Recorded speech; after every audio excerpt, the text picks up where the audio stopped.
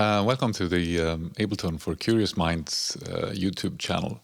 So, really quick, I have been a fan of Softube for a long time. I used their modular and their effects, and now I started to get into their synth emulations. And I just got this Model 84 based on a Juno on the Black Friday sale this year.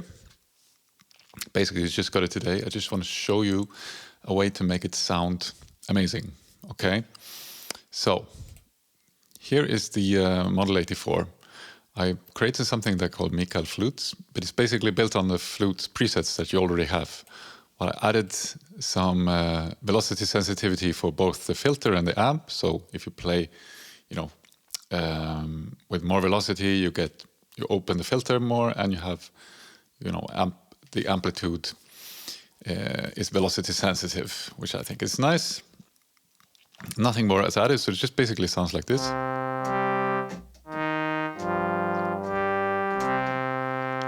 It's not really almost fluty. It almost sounds like a weird accordion or something, and really dry. But it's all in the effects that the magic is happening. So you just need a good emulated sound as your bass, and then if you add some interesting stuff to it, then it can sound amazing. So here's the tape echoes from Softube. It's going to create a longer delay time. Remove the reverb because I'm going to use another reverb.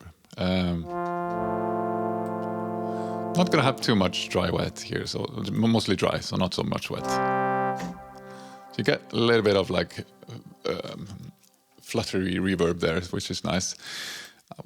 And also going to actually increase the attack here on the envelope, so it's going to be more like a pad.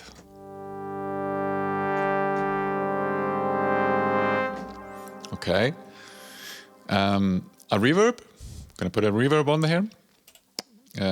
So I'm using this one, TSAR 1R reverb from also Softube. I just chose to use all Softube. I use lots of other stuff, but for this one, I'm just going to use Softube stuff. A little bit of pre-delay, maybe after like a large hall to get some kind of ambient, but not too much. So let's see.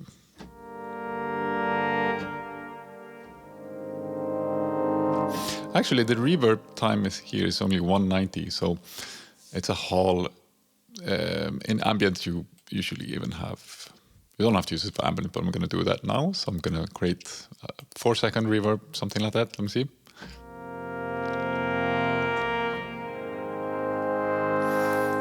Okay, that already sounds really nice, right?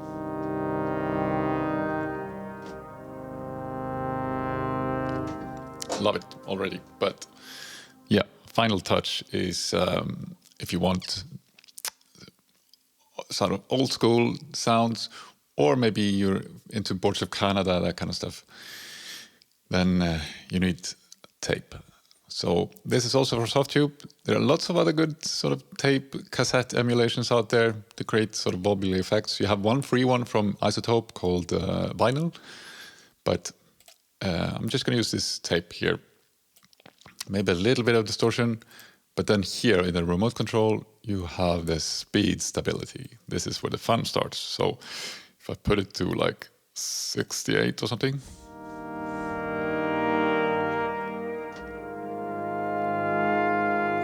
So you hear how much it comes alive by doing this. Add some input, let me see.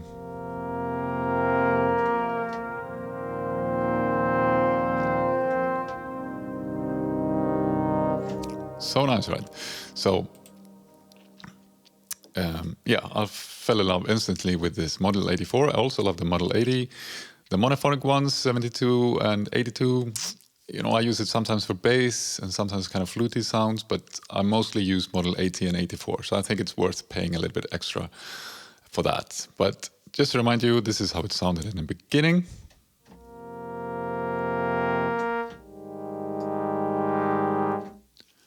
Okay, and with effects.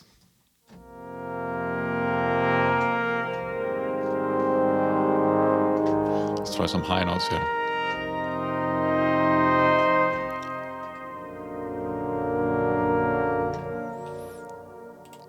So maybe you can see what I'm playing here also.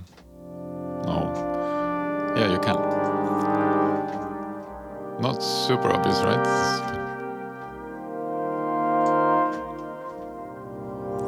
Yeah, so that's Model 84 from Softube with the tape echoes from Softube, TSAR, I think it's called, from Softube, and tape. Tape is one of my absolute favorites. So sometimes I even put it on the master bus with a little, just tiny bit of wobbly stuff. So, I don't know. When you're a lot of in the digital domain, adding some kind of analog emulations can really do wonders. So yeah, thank you for that, Softube.